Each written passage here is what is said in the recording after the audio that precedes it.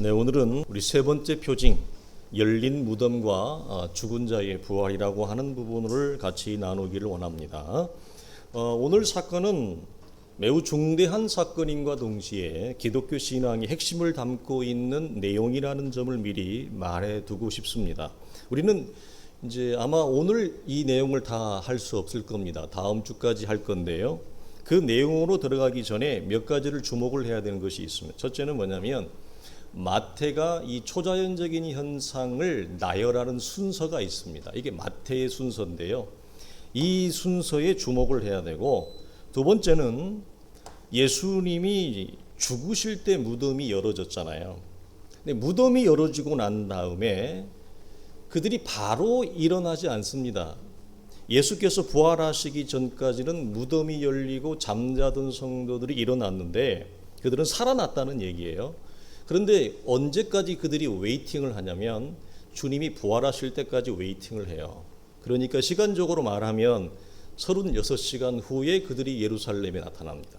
그럼 그들은 과연 그때 왜 그런 순서를 그런 상태에 있었는가? 마지막 하나는 잠자던 성도라고 하는 것은 구약의 신자, 구약의 성도를 말합니다. 믿음으로 살아갔던. 근데 그들 중에 과연 어떤 분들이 선택되었을까? 오늘 본문을 보면 단수를 쓰지 않고 복수를 쓴단 말이에요.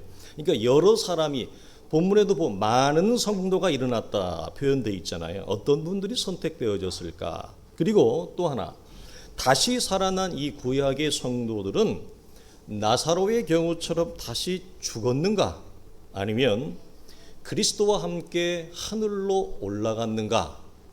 이 부분에 대해서 마태는 침묵하고 있습니다. 어떤 자가 무덤에서 일어났는가 이름을 공개하지 않고 이들이 다시 육체의 부활로 나사로처럼 죽었다가 살아났지만 다시 죽었는가, 이건 육체의 부활이라고 그랬습니다. 이건 성경이 말하는 참다운 신자의 부활이 아닙니다. 그들은 그리스도가 승천할 때 같이 하늘로 올라갔단 말인가 라고 하는 큰 궁금증이 있습니다. 이 짧은 구절이지만 굉장한 것들을 담고 우리가 묵상을 해야 되는 부분이 있습니다. 먼저 마태의 순서인데요. 온 땅에 제3시부터 9시까지 어두움이 임하고 예수께서 영원히 떠나가실 그와 동시에 휘장이 찢어집니다. 지진은 언제 일어나느냐? 휘장 전이 아니라 휘장이 찢어지고 난 다음에 지진이 납니다. 그리고 바위가 터지고 이때 무덤이 열리는 놀라운 일이 일어나고 무덤 속에 잠자고 있던 구약의 성도들 몇몇이 일어나게 되어지는, 그리고 셋째 날, 이 날이 그리스도가 부활하시는 그 아침의 날이에요. 그때에 또 다른 큰 지진이 또 일어납니다. 그리고 함께 부활을 할 때 죽었던 성도들이 예수 그리스도와 함께 예루살렘에 나타나게 되어지는 것, 이 마태의 순서입니다. 특별히 이 순서에서 핵심은 뭐냐면 무덤이 열리고 잠자던 성도들이 일어나는 것과, 그리고 이들이 36시간 3일을 기다렸다가 다시 부활하여 예루살렘에 나타나는 이 순서에 주목을 해야 돼요. 여기에는 굉장한 것들이 있습니다. 그리고 무덤이 열렸다고 하는 것은 무엇을 말하냐면 사망 권세가 깨졌다고 하는 거예요. 그래서 잠자던 자들이 일어나요. 이건 그리스도의 십자가, 죽음에 속한 것이고, 그들이 부활하여 다시 활동하게 되어지는 것은 예수 그리스도의 부활에 속한 것입니다. 그래서 여기에도 십자가와 부활이라고 하는 대전환과 시점과 질서가 있다고 하는 것을 우리가 기억을 해야 됩니다.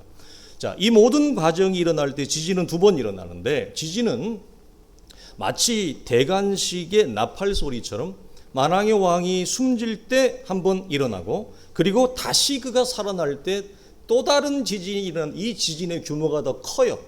더 큰 지진이 한 번 더 일어납니다. 그러니까 지진과 함께 이때 바위가 터지고 무덤이 열리고 잠자던 성도들이 많이 일어나는데, 여기에 사용되어지는 세 개의 동사가 모두 다 수동태예요. 이걸 헬라어에서는 신적 수동태라는 말을 써요. 무슨 말이냐면 바위 스스로 갈라진 게 아니라는 거예요. 바위 스스로 터진 게 아니라 자연에 존재하고 있는 이 자연계에 있는 것을 동원한 이가 있다는 거예요. 누가? 하나님이 이걸 동원했다는 거예요. 스스로 터진 것이 아니다 이 말입니다. 미국의 예일 대학교의 폴 미니어 교수라는 분이 있는데 그는 그 골고다의 지진이라는 책에서 이렇게 얘기합니다. 땅이 흔들리고 바위가 갈라지게 하심으로 하나님은 당신이 이 죽어가는 이 세상의 한 일을 창조 세계가 증언하게 했다. 하나님이 하신 위대한 이 우주의 대전환과 대반전을 하나님이 행하셨어요. 사망을 깨고 하나님의 의와 생명을 일으키는 우주의 대질서를 바꾼 거거든요, 이것이.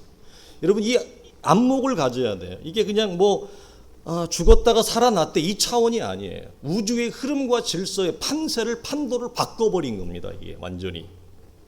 엄청난 사건인데 이것을 하나님이 창조 세계가 스스로 증언하게 했다. 왜? 우리 지난주에 나눴습니다. 사람이 아무런 반응을 하지 않거든요. 하나님의 형상으로 지음받은 인생은 이 하나님이 행하신 기이한 일이에요. 위대하고 큰 일이에요. 아무도 반응하지 않아요. 이게 뭔 일이지? 그렇기 때문에 하나님이 누굴 동원했다고요? 자연 내에 있는 말하지 못하는 존재들을 동원해서 자연이 하나님이 행하신 위대한 일을 그들이 증언하게 했다. 이런 관점, 이런 시선, 여러분 놀라운 거 아닙니까? 이런 시선들을, 안목들을 그리스도인들은 가져야 돼요. 여기서 하나님이 하신 일은 뭡니까? 하나님을 떠난 이후에 죽음과 멸망을 향해 질주하는 이 피조세계. 그것도 천천히 가는 것도 아니잖아요. 죽음과 멸망이라고 하는 그 파멸의 그 마지막 종착, 모든 사람은 자기가 죽을 거라고 생각을 잘 안 합니다. 나라는 존재가 썩어져 없어질 거라는 생각을 까마득하게 잊고 살거든요. 성경은 질주한다 그래요. 속도 있게 간다는 얘기죠. 죽음과 파멸을 향해 달려가는, 미친 듯이 달려가는 이 세계의 질서를 하나님이 멈춘 거란 말이에요, 이게. 그리고 그걸 전환시킨 거예요. 사망을 생명으로, 죄의 종으로 사는 자들을 하나님의 말씀을 따라 살아가는 의의 종으로 대역전을 시킨 사건이 뭐냐? 무덤이 열리고 죽은 자들이 살아난 것이 마지막 저 미래에 일어날 일로 생각을 했었는데 십자가의 죽음과 부활에 그것을 하나님이 당겨서, 우리말로 당겨서 미리 보여준 거예요. 놀라운 거예요, 여러분. 이게 굉장한 묵상을 해야 돼요. 변화산에서 나타났던 구약의 성도들을 모세와 엘리야처럼 놀라운 것을 하나님 우리 속에 보여준 것입니다. 자, 열린 무덤과 죽은 자의 부활을 통해서 마태가 그러면 우리에게 무엇을 말하고 싶을까? 무엇 때문에 이거 우리에게 기록을 했을까? 이거죠. 하나님을 떠난 인류의 오랜 운명은 죄와 악과 무질서와 질병, 고난과 죽음이라고 하는 피할 수 없는 인생의 수없는 이 모순들이 우리의 삶을, 인간계와 자연계를 지배해 왔습니다. 이걸 뛰어넘지를 못합니다. 여러분, 나 자신을 보고, 여러분 우리 시대를 보고, 시대에 주목되어져 있는 사람들, TV 매체에 수없이 나오는 사람들, 여러분 그 대상이 누구라고 할 것 없이 보십시오. 죄와 악과 이 질병과 고난과 죽음과 예측할 수 없는 인생의 어려움에 노출되지 않은 사람이 있는가? 이것을 뛰어넘지를 못해. 이것이 우리의 세상과 나라는 삶을 지배해 오잖아요. 왜 우리가 여러분 신음합니까? 왜 여러분 힘들어합니까? 왜 여러분 인생이 무겁습니까? 왜 여러분 도망가고 싶습니까? 이것들이 우리를 짓누르고 지배하는데 나는 이것을 이겨낼 힘이 없잖아요. 당해낼 재간이 없습니다. 그러나 그리스도의 죽음과 부활은 이 하나님이 원래 이 세상을 향해서 당신의 자녀들을 향해서 의도하셨던 하나님과의 참다운 관계의 즐거움. 김창옥 씨가 그런 얘기를 하대. 톡쇼에서 웨스트민스터 신앙고백서 첫째 일문 일답을 가져 나와서 얘기하는데, 웨스트민스터 신앙고백서 일문 일답이 뭔지 압니까? 톡쇼 하는데 그 안 믿는 사람들 딱 뭐 있는데 수십 만원 넌 크리스찬인데 뭐라고 합니까? 하나님을 기뻐하게 하는 게 아니라 하나님을 즐거워하는 것이다. 이것은 하늘과 땅의 차이다. 여러분, 하나님이 인생을 향해 가졌던 하나님을 즐거워하는 존재로 이를 창조하고 싶었거든요. 우리가 무엇을 해서 하나님을 기뻐하게 하는 것이 원리가 아니고, 그래서 조나단 에드워드 목사님은 이런 얘기를 해요. 어떤 분이 와서 목사님, 하나님이 왜 사람을 뭘 하고 만들었습니까? 하나님은 부족한 것이 없다면서요. 뭘 하고 사람을 만들었습니까? 그래서 그 말의 여러분 그 숨은 의도가 뭐예요? 왜 만들어서 인생을 힘들게 하냐 이 말이에요. 왜 세상을 만들어서 죄와 악이 창궐하게 해서 내가 이 모양 이 꼴로 살 수밖에 없게 만들었느냐 할 때 조나단 에드워드 목사님 뭐라고 얘기했냐면, 하나님은 당신이 누리는 말할 수 없는 그 관계의 즐거움, 성부와 성자와 성령 하나님 사이에 갖는 말할 수 없는 관계의 즐거움과 기쁨과 행복을 우리에게 나눠주고 싶었다는 거예요. 우리를 만들어서, 우리를 창조해서 우리가 하나님을 기뻐하게 하도록 우리를 노예처럼 만든 것이 아니라, 당신이 즐기는, 당신 안에 있는 말할 수, 우리는 헤아릴 수가 없죠. 그 기쁨과 즐거움과 행복을 우리에게 나눠주기 위해서 우리를 창조했다. 하나님을 즐거워하는 것과 같은 맥락이에요. 그런데 여러분, 문제는 뭐죠? 우리는 하나님을 떠난 이후로 하나님을 즐거워하는 것이 우리에게 가장 큰 복인데, 여러분 스스로에게 물어보세요. 오늘 이 자리에 여러분이 쉽지 않은 걸음을 하고 교회에 나오셨을 것입니다. 그럼에도 불구하고 여러분은 하나님을 기뻐하는가? 다른 어떤 조건과 어떤 나의 상황과 컨디션에 관계없이 하나님과 1대1의 관계에서 그분을 즐거워하는가? 그게 여러분 기독교의 힘이에요. 이게 안 되면 나머지 다 안 돼요, 사실은. 삐그덕 가는 거야. 그러니까 이를 악물고 갈 수밖에 없어요. 왜? 하나님 그분 자신을 즐거워할 수 없기 때문에, 하나님 그분 자신을 사랑할 수 없기 때문에 삐그덕 이를 악물고 갈 수밖에 없는 인간의 처지라고 하는 거예요. 그래서 이 사건은 하나님이 원래 우리에게 창조하셨던 인간의 인간다움의 회복, 인간의 가장 아름다움과 행복과 복을 하나님이 전환시키는 놀라운 사건입니다. 그래서 여러분, 예수를 믿는다는 것은 우리 속에 이게 있어야 돼. 뭐가?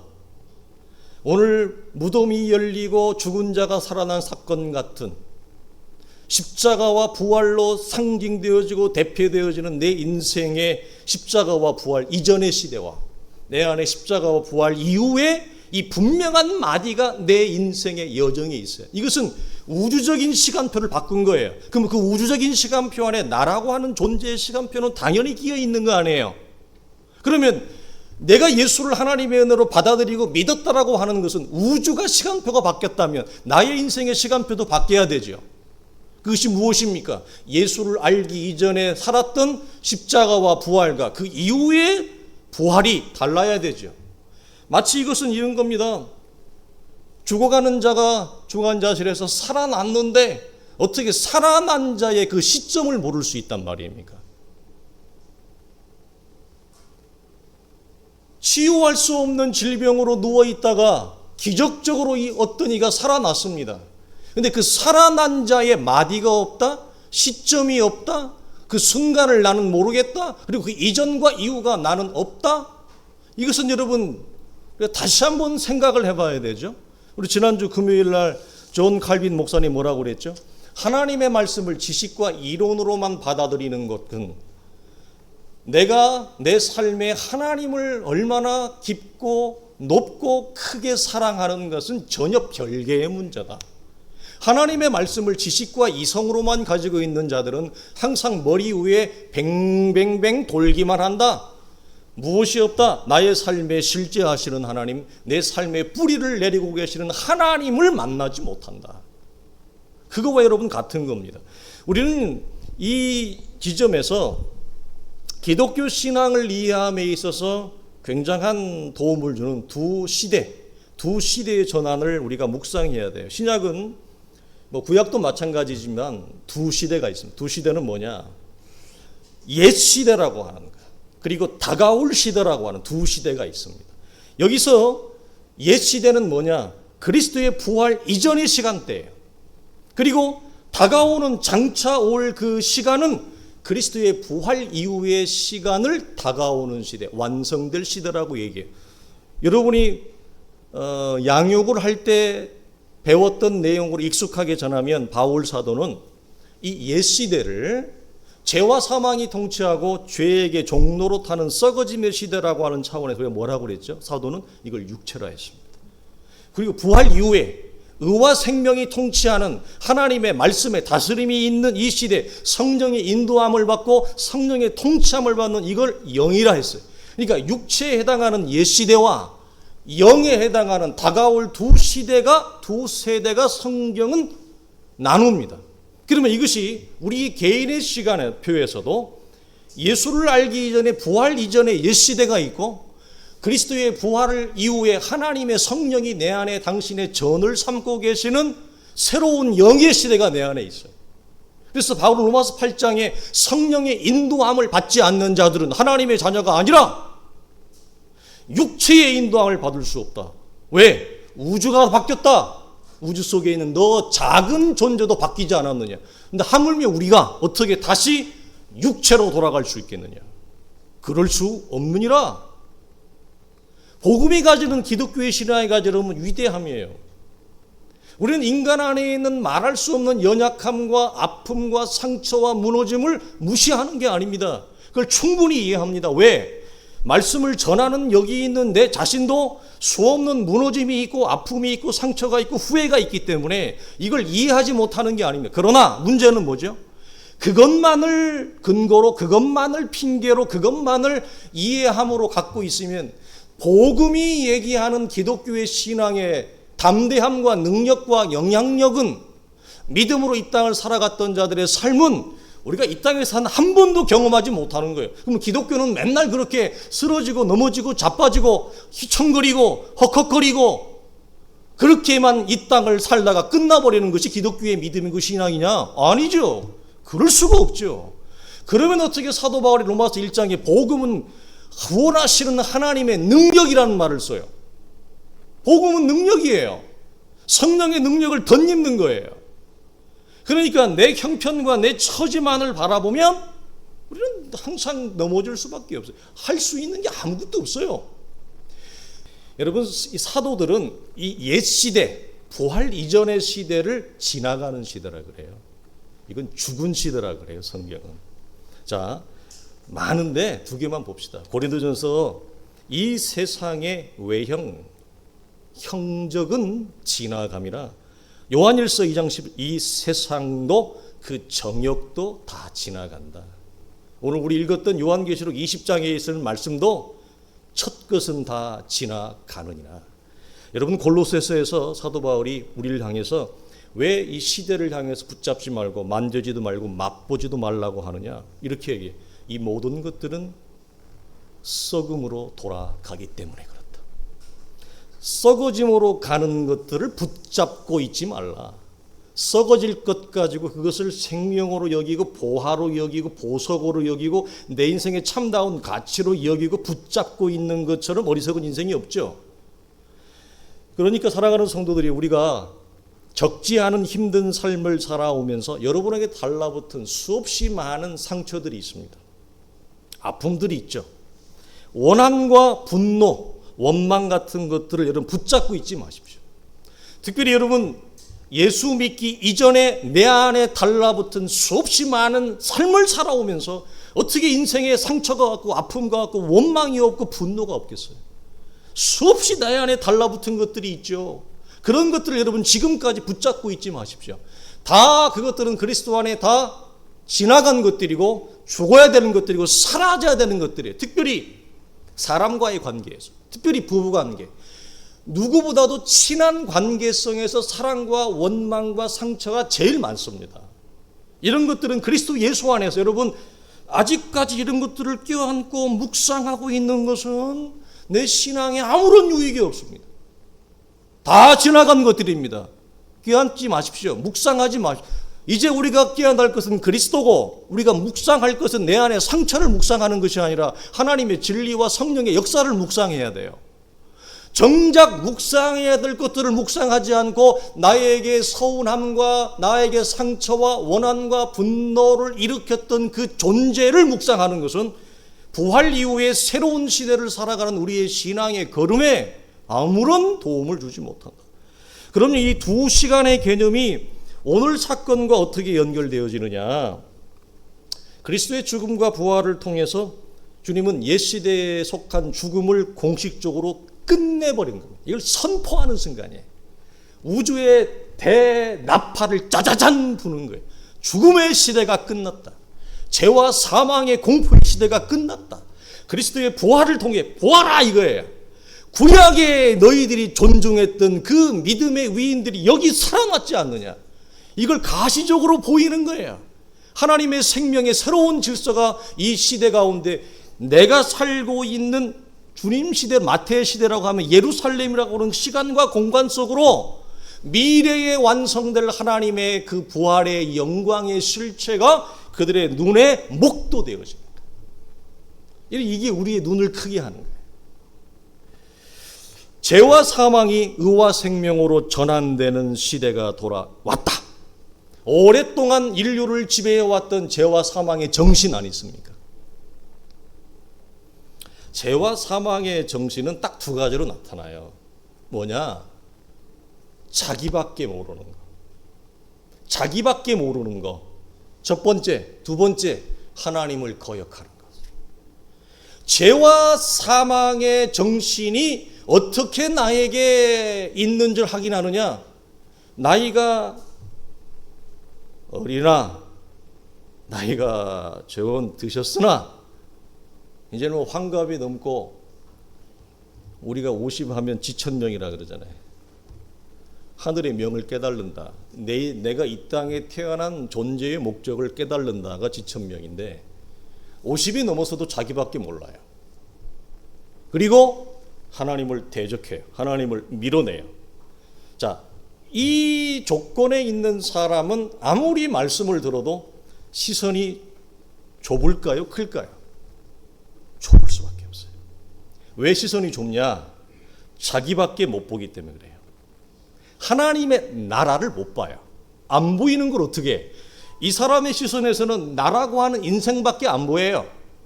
그러니까 시선이 당연히 옅다만 하죠. 그 사람이 처해 있는, 그 사람을 둘러싸고 있는 환경이 좋든지 가난하든지 상관없어요.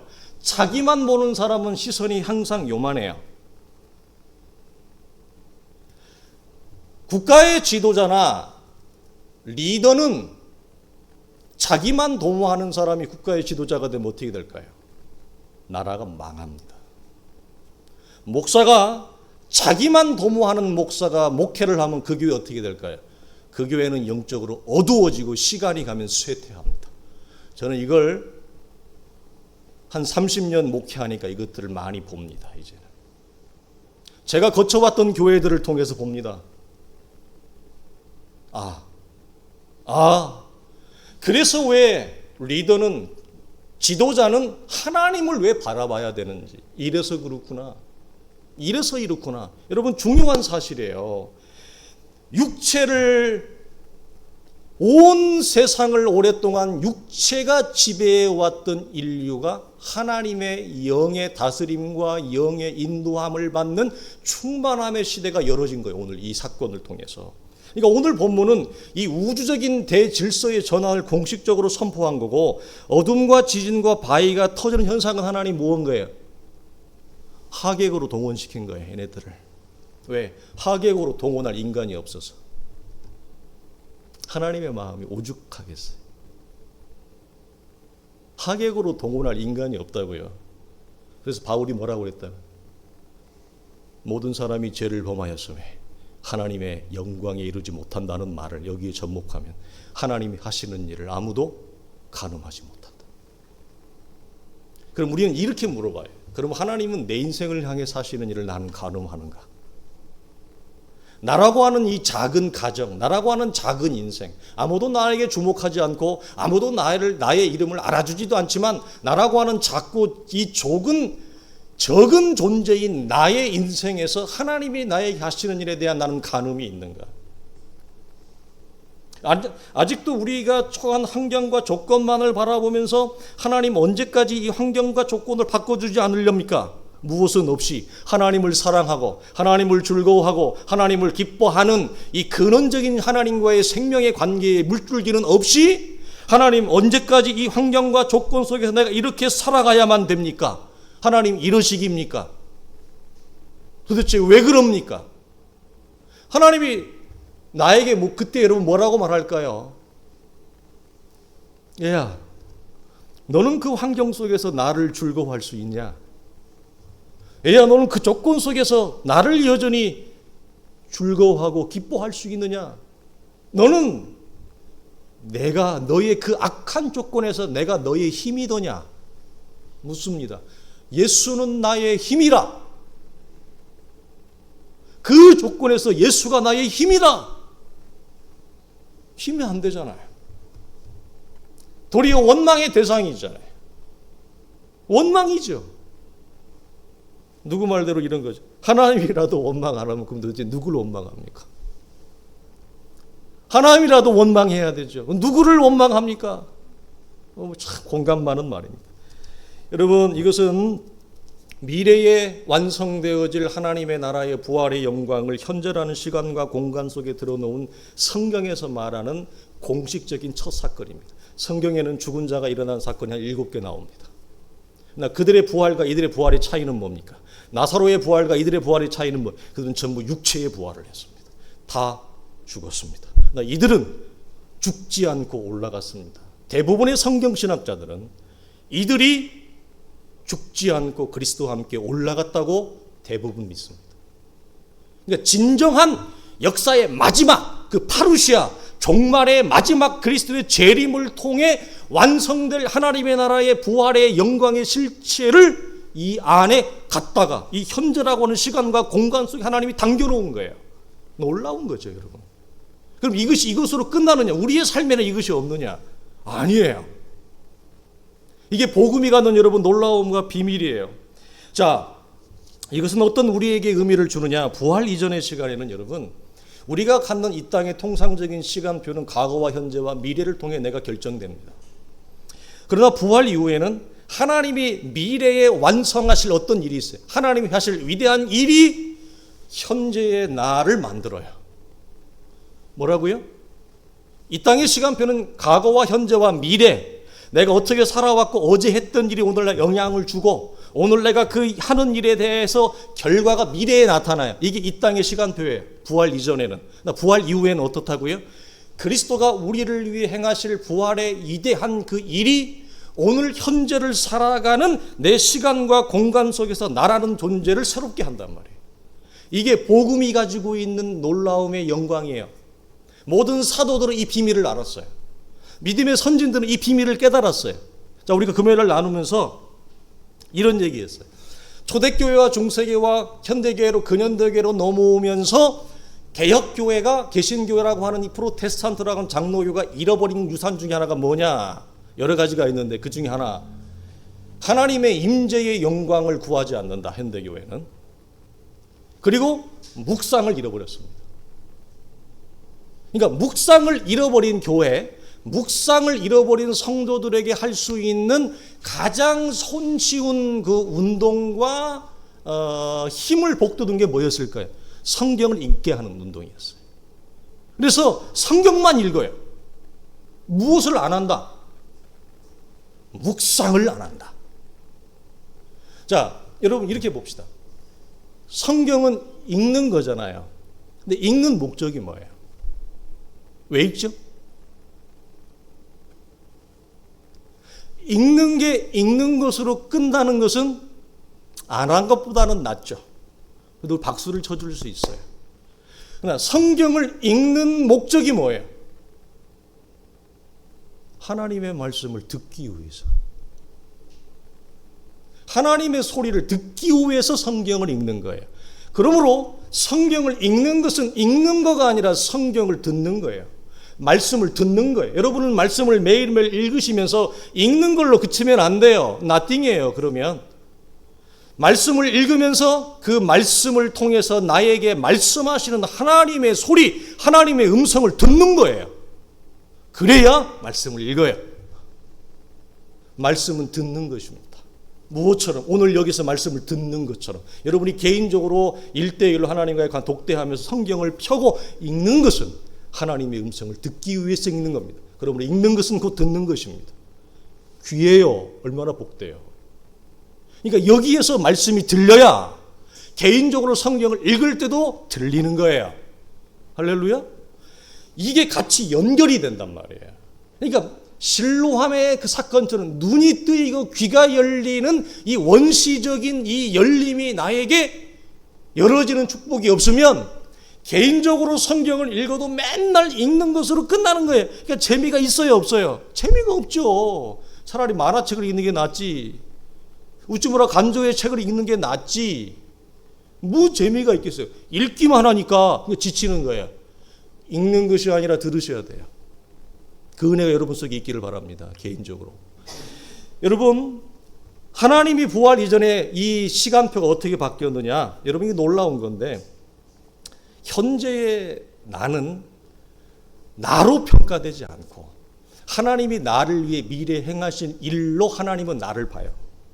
그래서 부활 이후에는 과거와 현재, 미래라고 이 시간의 시간표가 시간이 우리 익숙한 질서잖아요. 요게 미래가 현재를 지배하는 시간표로 시간의 역순이 일어나요. 저는 이걸 시간의 혁명이라고 봐요. 이 시대의 질서는 여러분 과거와 현재, 미래 이 큰 3시제예요. 그러나 하나님 나라의 부활 이후의 시간표는 뭐냐? 과거는 없어요. 과거는 그리스도 안에 죽을 것들이고 우리는 그리스도가 나에게 이미 행하시기로 작정하신 하나님이 마음 먹으신 그 미래의 위대한 일을 통해서 미래가 나의 현재를 비춥니다. 미래가 나를 결정해요. 하나님이 행하실 미래의 그 위대한 역사가 나를 새롭게 창조하고 나를 새롭게 빛내요. 빚어내요. 새로운 가치를 여러분 일으킨단 말입니다. 세상은 항상 우리도 그렇고요. 여러분은 여러분을 평가하는 기준이 뭡니까?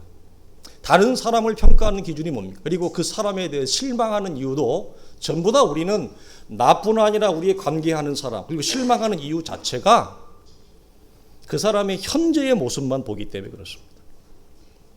우리는 우리 안에 어떤 시선이 없느냐? 하나님은 지금 나를 현재의 나라고 하는 이 어목한 아무것도 갖추어지지 않는 마치 창세기 1장에 아무것도 창조되지 않은 그 무정행의 상태, 어두움의 상태, 만들어지지 아니하는 이 쪼개진 존재로 나를 현재의 모습으로 보는 것이 아니라 하나님은 그리스도 예수 안에서 당신이 우리 안에 이루실 영원하신 신적인 영광과 완성의 존재의 시각에서 나를 봐요. 그러니까 이게 여러분 굉장히 큰 은혜입니다. 이게 굉장히 큰 복음이에요. 하나님의 시선이에요. 하나님의 시선은 지금을 현재의 나의 연약한 존재, 너무나 깨어지기 쉬운 존재, 이 존재만으로 나를 바라보지 않는다.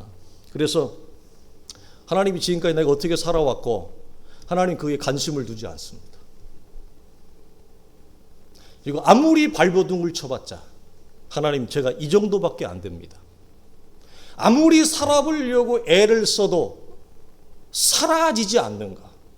내 인생에 여러분 쌓아진 것이 없고 자랑할 게 없어요.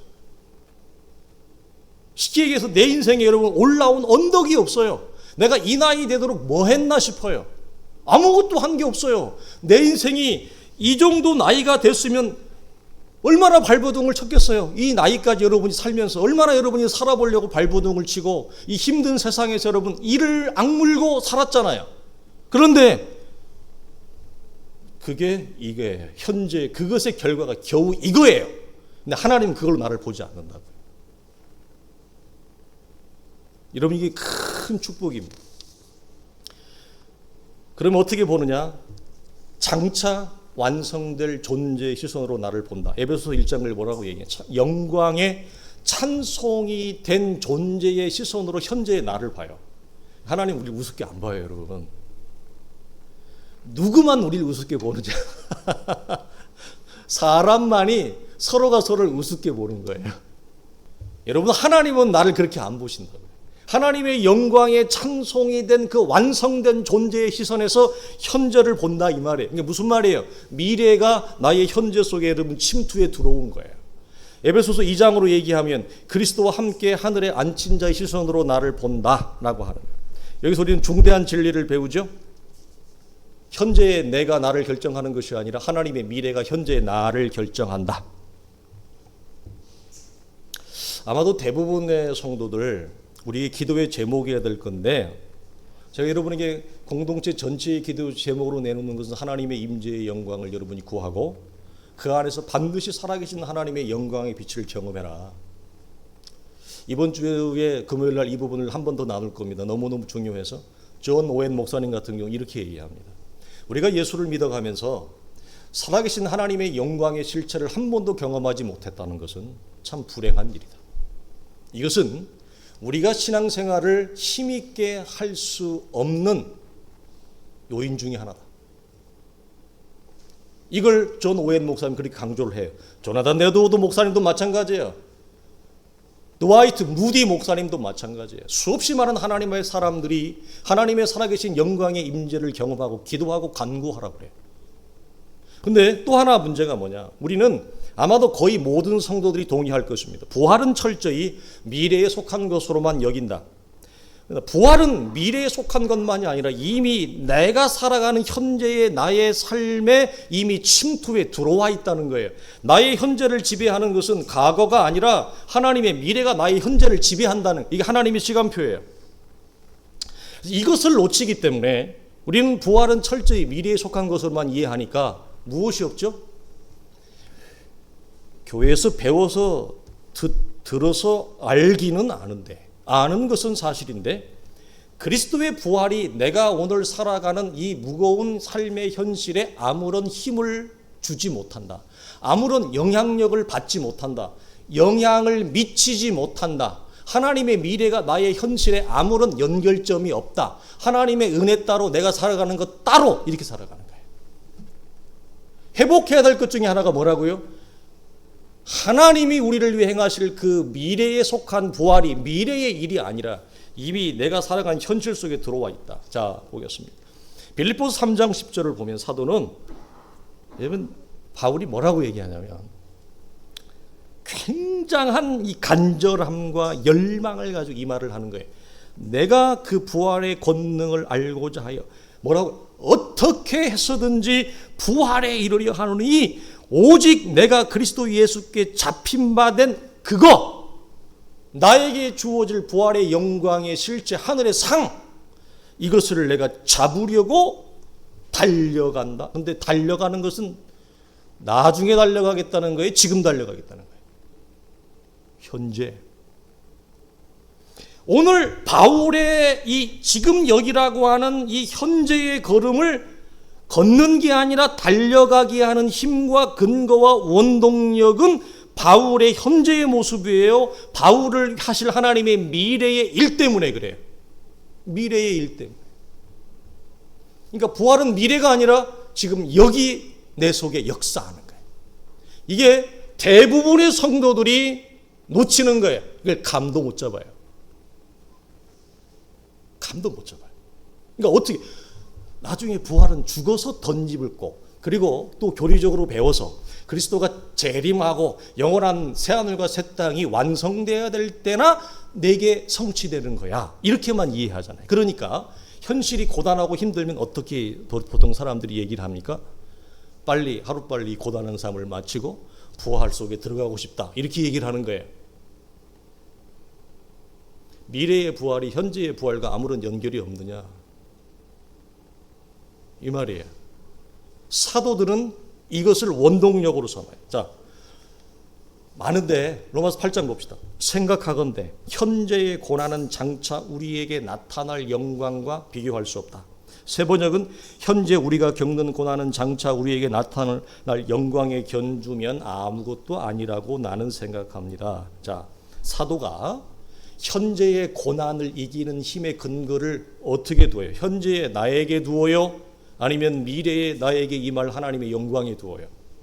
미래에 임할 하나님의 영광이죠. 차이가 있어요. 그럼 시선이 여기서 말하는 영광이 뭐예요? 하나님이 나를 위해 상속하실 거, 나를 위해 준비하신 그 하늘의 영광을 얘기하는 거 아닙니까? 에베소서 봅시다. 너희 마음 눈을 밝히사.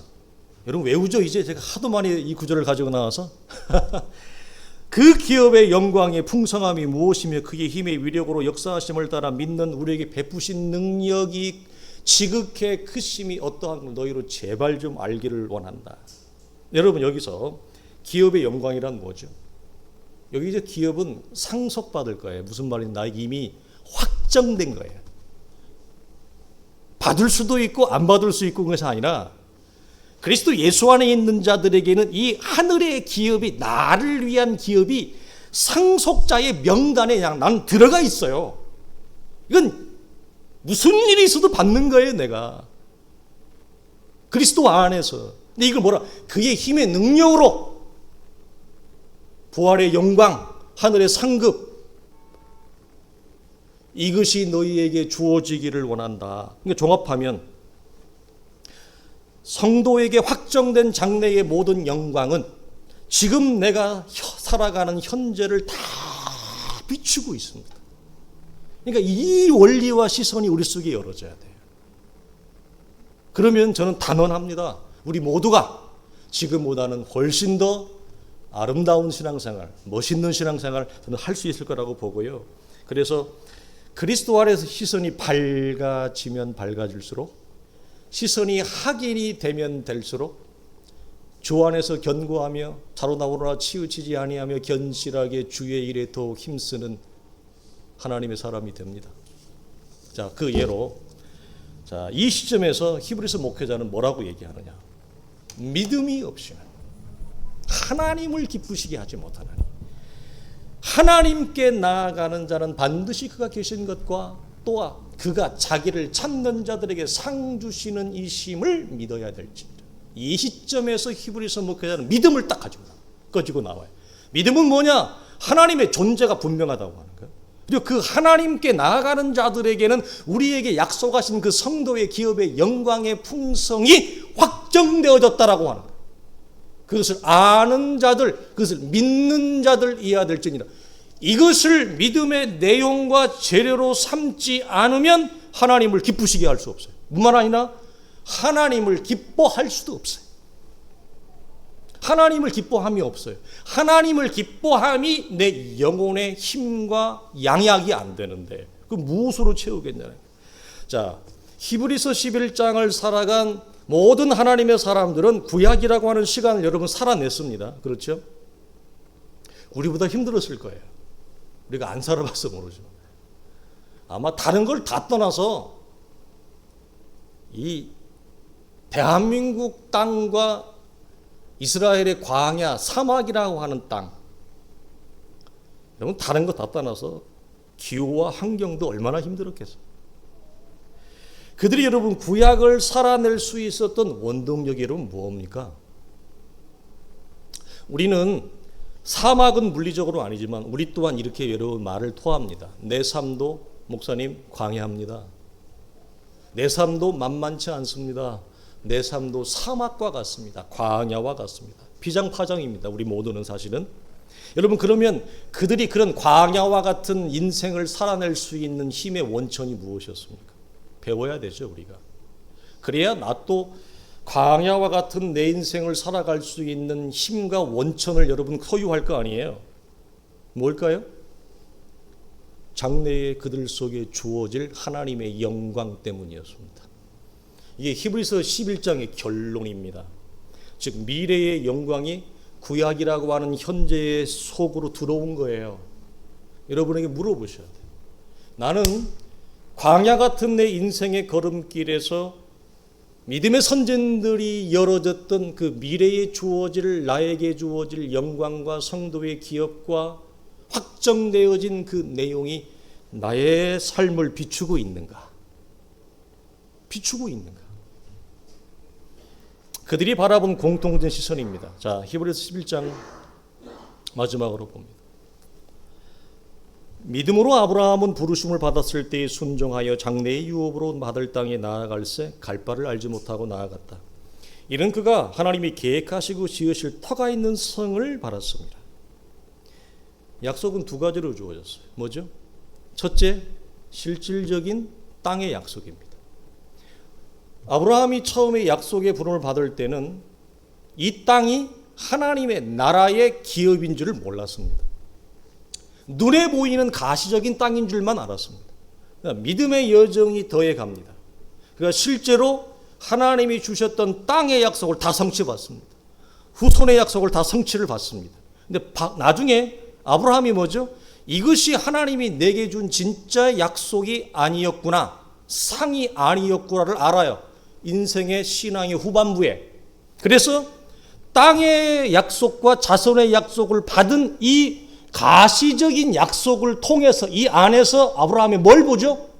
이삭을 통해서 예수 그리스도의 죽음을 보잖아요. 가나안 땅을 통해서 영원한 하나님의 나라를 보잖아요. 신앙이 복음을 잘 가늠하지 못할 때는 우리의 보이는 현실의 이 중량과 체급으로 약속을 마침표를 찍어요. 아닙니다, 여러분. 하나님이 왜 구약의 땅의 약속, 장수의 약속, 물질의 부여 약속을 하셨느냐? 그 모든 것들은 사실은 단순히 육체적인 물질의 부요함과 장수와 내 후손이 잘되고 자손이 많아지고 땅이 넓어, 이 모든 것들은 무엇을 전부 다 하나로 다 가리키고 담고 있어요? 영원히 쇠하지 아니하는 하나님의 나라, 그 기업, 그 영광, 이것들을 전부 담고 있는 거지 단순히 땅의 약속만을 말하는 게 아니에요. 그러니까 기독교의 신앙이 이 눈에 보이는 땅의 약속만을 종집으로 보고 있으면 그 기독교는 반드시 타락해요. 반드시 무너지게 돼 있어요. 하나님이 그 약속도, 땅의 약속도 주셨지만 정말 주고자 했던 건 무엇이다? 하나님의 나라다. 거룩한 성 예루살렘이다. 그 터를 바라보았다. 그 뒤에 봅시다. 이 사람들은 다 믿음을 따라 죽었으면 약속을 받지 여기서 약속을 받지 못하였다는 사람들이 헷갈려 제가 집어넣은 거예요. 부활 이후에 주어질 하늘의 기업을 말하는 거예요. 이들은 다 받았어요, 땅에서. 그것들을 멀리서 보고 환영하며 또 이 땅은 옛 시대에 속하는 거예요. 지나가는 세대에서는 외국인과 나그네임을 찍어요. 이걸 다 받았는데 외국인과 나그네처럼 살았대. 무슨 말이에요? 소유를 주장하지 않았다는 거예요. 그럼 그 소유를 주장하지 않을 수 있는 힘이 어디 있어요? 눈이 열어져 영원한 하나님의 나라가 내가 들어가고 내가 받을 진정한 터구나. 그게 열어져서 그래요. 이걸 신약은 청직이라 그러잖아요. 놀라운 거 아닙니까? 그들이 이같이 말하는 것은 자기들이 본향 찾는 자임을 나타내미라. 그들이 나온 바 본향을 생각하다면 돌아갈 기회가 있었으려니와 그들이 이제는 더 나은 본향을 사모하니 곧 하늘에 있는 것이라. 그들은 이 땅에 있는 동안 땅의 기업은 받았는데 하늘의 기업을 못 받았어요. 왜 그래요? 오늘 두 시간표로 얘기하면 부활 이전의 세대예요. 이해되셔요?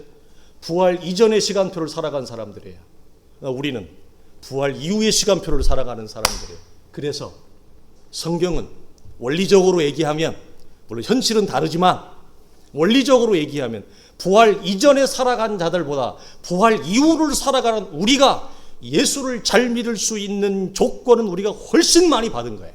왜? 이들은 멀리서 이것을 보고 사모하고 기대했어요. 그리스도가 오실 것을, 그리스도의 부활과 그 나라의 영광과 터를 사모했어요. 나 육체적으로는 받았으나 진정한 상급을, 약속을 못 받았어요. 그들이 그렇게 사모한 거 우리는 다 받은 것입니다. 그런데 우리는 뭐죠? 복음에 대한 이해가 연약하고 결여되어서 이 말할 수 없는 풍족한 조건이 내가 예수를 믿는데 아무런 자양분이 못 되는 거예요. 아무런 영향을 못 미치는 거예요. 그리고 우리는 여전히 하나님을 향해서 원망과 분노와 시기를 합니다. 하나님, 내가 예수 믿었는데 결국 겨우 이렇게밖에 못 산단 말입니까? 이게 답니까? 이거죠. 우리 아까 시작하면서 말씀을 마치겠습니다. 누가 무덤에서 살아났을까? 이름을 밝히지 않았는데. 여러분에게 물어보겠습니다. 어떤 자들이 살아났을까? 지금 예루살렘은 맨날 전쟁하니라고 가볼 수도 없습니다. 예루살렘 성전 주변에 그들은 무덤이 있고 돈 있는 자들은 석회석 굴이 많으니까 그들 안에 석회석 굴을 타고 그 안에 사람들이 들어가서 무덤이 있죠. 무덤이 열렸다는 것은 그 무덤이 열린 겁니다. 여러분 누가 일어났을까라고 여러분 생각하십니까? 많은 성경신학자들은 히브리서 11장에 나오는 믿음의 선진들 중 누구일 것이다.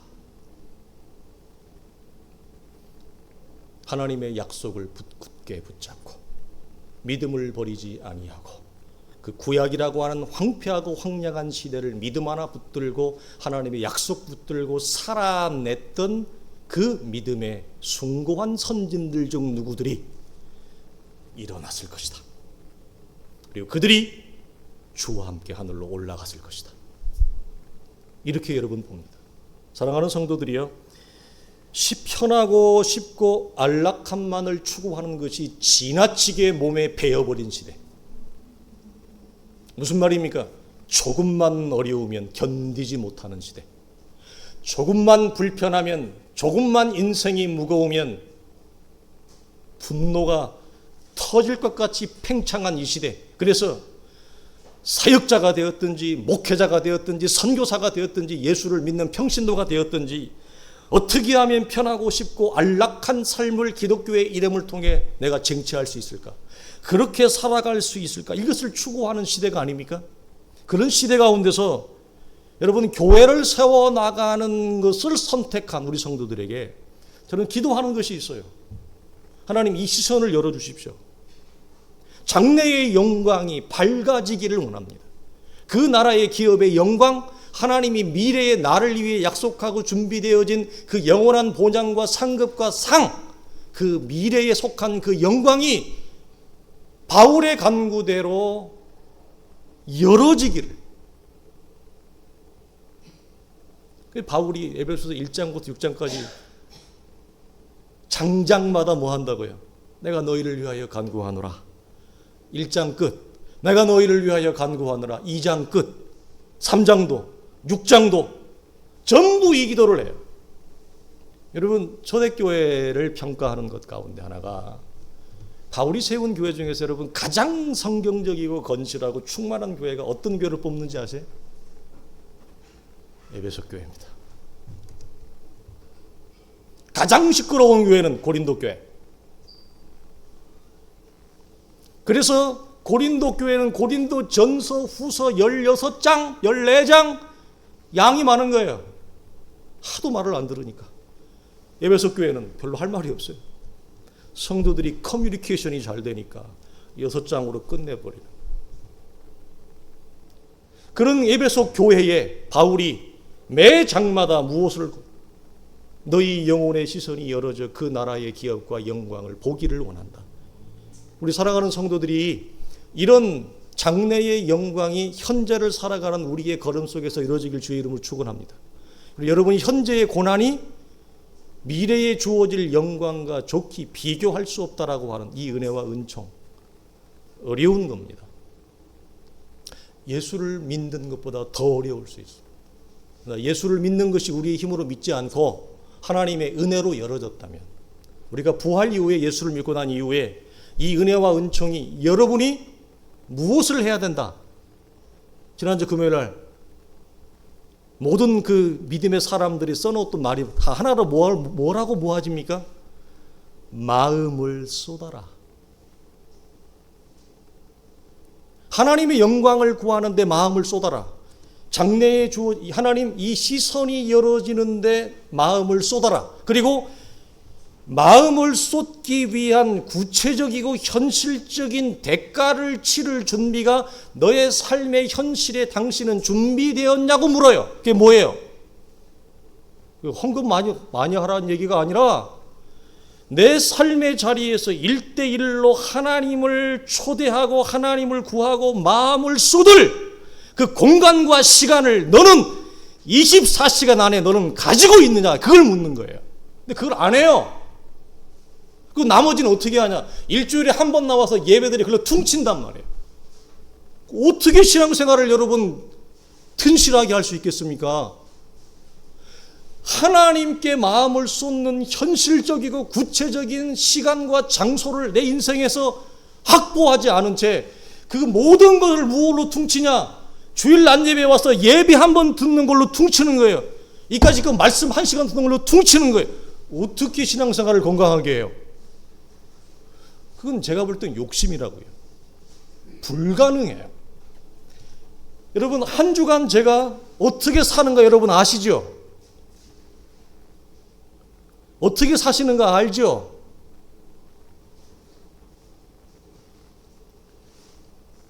눈이 안 좋아진 이유로 이걸 줄였습니다. 제가 도저히 힘들어서. 이 돋보기를 쓰기 전에는 밤 11시, 12시고 좋았습니다. 여러분, 그렇게 일주일을 주야로 시편 1편에 있는 날 말씀처럼 여호와의 말씀을 묵상하고 여기 와서 기도하고 저기 가서 기도하고 집에 가서 기도하고 그렇게 살아도 이 정도밖에 안 됩니다. 그렇게 살아도 이 정도밖에 실력이 안 됩니다. 그런데 여러분, 그렇게 안 하고 하나님 앞에 마음을 쏟는 그것들을 내 안에 확보하지 아니한 채 그것이 영적으로 감각되어지거나 그것이 문제가 되어지고 이게 위험하다고 하는 것을 감지하지도 못하고 그냥 관성을 따라서 간다. 이거 불가능하죠. 건강한 신앙생활은 불가능합니다. 사랑하는 성도들이 이 일에 여러분이 마음을 다할 수 있기를 간절히 여러분 권하고 소망합니다. 기도하겠습니다.